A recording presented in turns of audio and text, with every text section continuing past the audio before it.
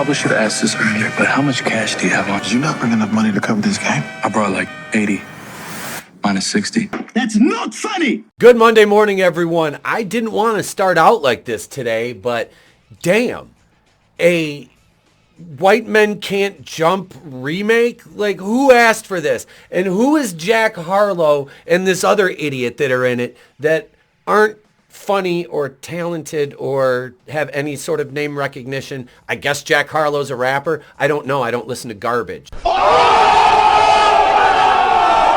So let's get into this article and we'll talk about this remake, which I won't be watching because I haven't purchased White Men Can't Jump on Blu-ray or DVD yet. I still have a VHS copy of it. So I'm going to go out and order the original one because that's the only one that matters.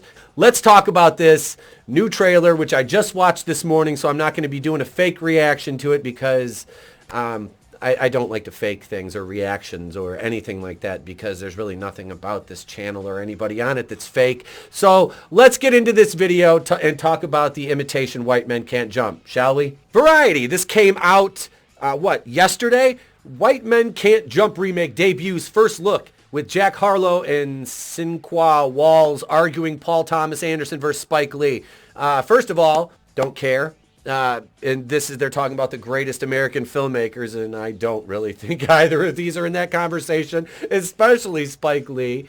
But you know what? Whatever. It's a poorly written dialogue in what is going to be a dumpster fire of a movie for a modern audience who doesn't understand and probably hasn't seen the original one. So let's go. Here we are. This 20th Century Studios has unveiled the first footage of its remake of White Men Can't Jump, starring Sinqua Walls and Jack Harlow. Set to Skilo's I Wish, the 30-second clip features footage of the two playing basketball and arguing the merits of the finest cinematic artists of our time. I'm like the P.T. Anderson of basketball psychological warfare, Harlow's character named Jeremy says in the trailer, referring to Anderson as our greatest living director.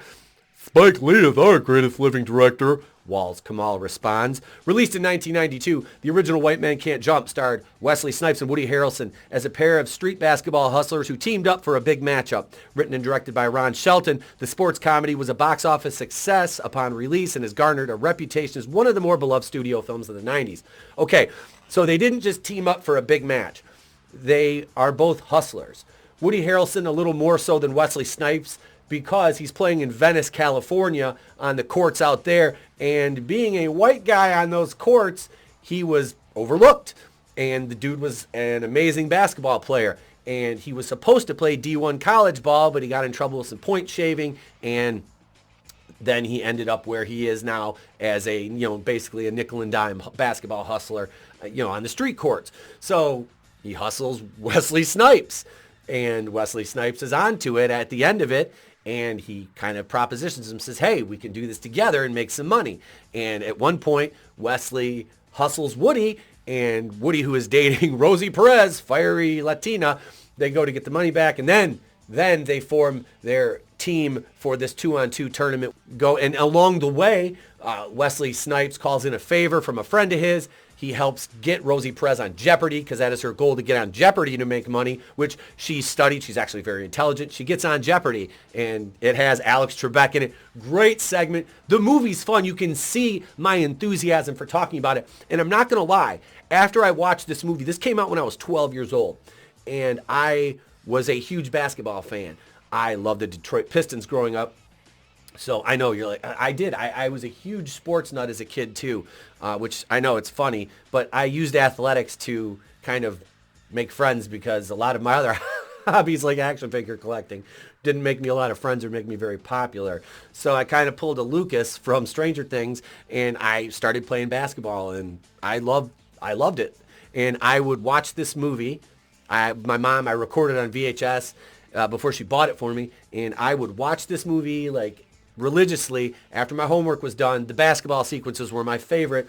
I would go outside, and I was telling my son this morning because it would be this time of year. It would be freezing. I grew up in Michigan. I would go out, shovel, and salt my driveway, and I would be out there playing hoops if I wasn't playing video games. That's what I would do, and I got good. So it was, this was one of the most fun basketball movies I'd ever seen. You know, I was a fan of Hoop Dreams, Above the Rim, especially Above the Rim, with, you know, Damon Wayans, Dwayne Martin, Tupac. Great sound, one of the best hip-hop soundtracks of the 90s for a movie, you know, phenomenal. But this movie didn't need a remake or a retelling for a modern audience. And even Skee-Lo, which wasn't even that good of a song back in the 90s, I mean, yeah, it has nostalgic value to it, but it wasn't like it was this great hit song. And they're just using that because they're like, hey, remember the 90s? Here's Skee-Lo, which the video for that, if you remember, which I remember. Oh, I remember. It took place on a basketball court because I wish I was a little bit taller. I wish I was a baller, and there we are. So that's the correlation. Had really nothing to do with the original movie, as that song came out, I think, 3 to 4 years after White Men Can't Jump. Charles Kidd II, known professionally as Calmatic, directs this remake from a script by Blackish creator Kenya Barris and Doug Hall. No, God! No, God, please, no! No! No! No! Never watched Blackish. Looked like a stupid show. And Kenny, what was his name, the country singer, during the awards ceremony, he was on ABS, the CMAs, made a joke about, if you tuned in tonight because it was the night that Blackish was on, to see Blackish, sorry, you're going to have to see Whitish. And people got all pissed. It was Brad Paisley. People got all pissy about that because how dare you make a joke regarding a show called Blackish if you're whitish? It doesn't work. Well, you know what? Fuck that. You can make that joke. It's fine. And fuck Kenya Barris. How dare you? The cast also includes Lance Reddick, who was in the garbage tier Netflix Resident Evil series, which I watched one episode out of morbid curiosity. It was like, oh, this is shit. Click, and turned it off. What did I do? Did I sit there and make 18 videos and review it? No, I didn't. I just turned it off because it was shit.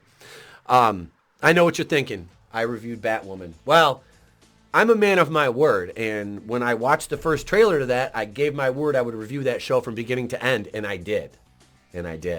So that's being a man of your word. It wasn't hypocritical of me because I was never out going, why did they do this to Batwoman? They shouldn't have done blah, blah, blah. I was just like, this is shit, and I'm going to review it for you guys.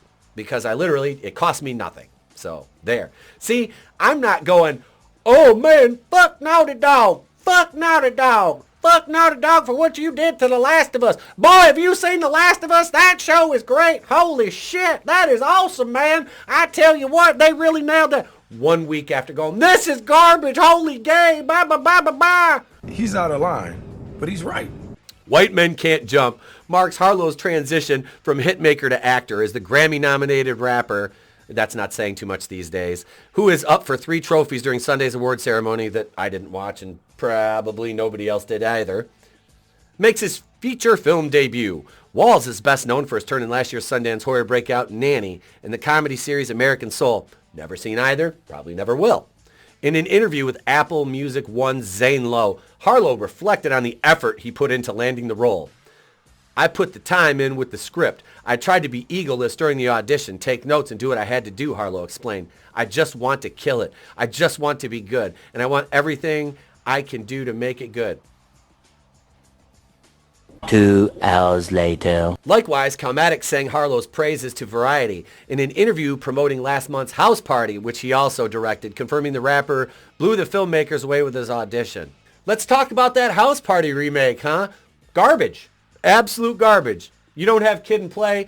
It's set at LeBron James' house. It was set at their parents' house before. How stupid are these people? This is the same garbage that came into be with the new Space Jam movie. It was trash. Absolute trash.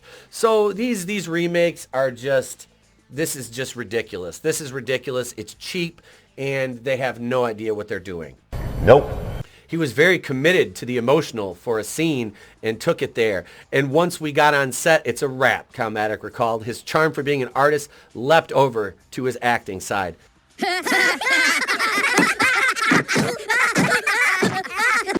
I don't care. I watched the trailer. This is going to be a dumpster fire. The filmmaker continued, I'm calling it now. I feel like 10 years from now, it's going to be Jack Harlow, the actor, who just happens to be one of the best rappers in the game. Just ring your call button and Tommy will come back there and hit you on the head with a tack hammer because you're a retard. Well, rap stopped being good after about what?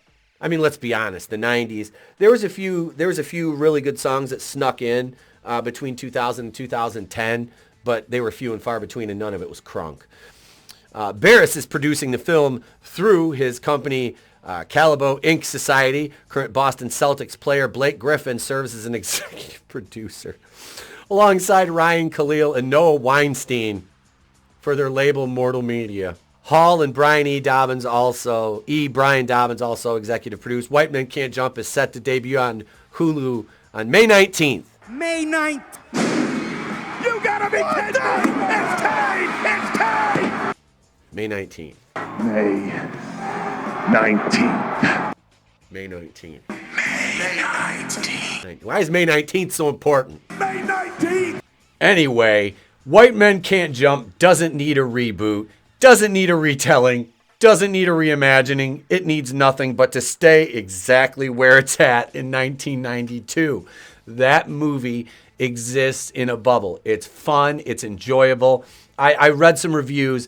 It's sitting at 77 on Rotten Tomatoes for the critics and 69 for the audience. And some of the audience up, well, the humor's kind of cringy. Oh my God. It's like, it's a product of its time you don't understand because you were probably born in 2000. So you would be best served to stay away from things that which you don't understand unless you understand context. But, you know, that takes time and effort and research. And these people these days, these Zoomers, are far, far too lazy to do that. But I would like it if they surprised me and became somewhat self-aware, much like the AI that's going to take us all out eventually as soon as China launches Skynet. That's it, gang. Let me know what you think in the comments. Are you going to watch White Men Can't Jump, the remake on May 19th! If not, do you own the old White Men Can't Jump? Have you seen it? What do you think of that one? The good one? Let me know. Should we do a watch party here on the channel for it? I'm up for that because it's a great movie and I love the hell out of that. Let me know in the comments. If you're not subscribed yet, subscribe. We don't fake the funk on a nasty dunk around here. You're not going to see any Last of Us reviews and me going, oh my God, The Last of Us is such a transcendent show. It's so good, even though I spent 2 years saying, hook Naughty Dog. No, it's not going to happen, folks. Love you guys. Thank you for supporting the channel. Thank you for supporting the Horsemen.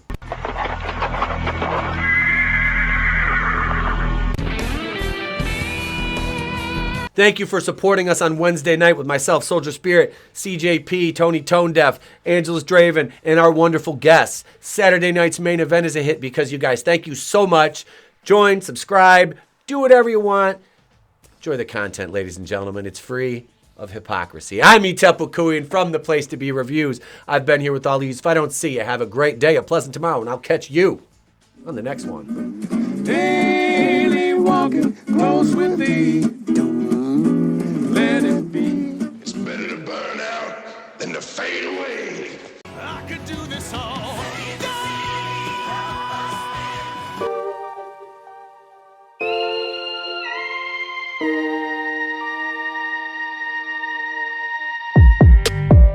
This doesn't bode well. You're lying. I never hit you. You are tearing me apart, Lisa.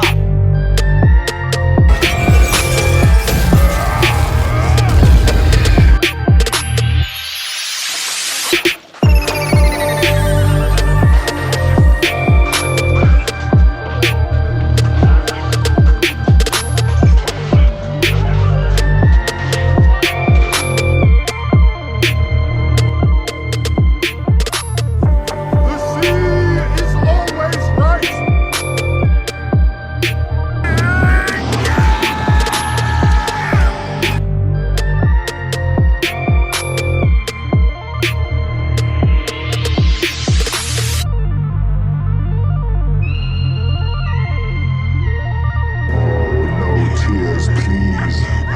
It's a waste of good suffering.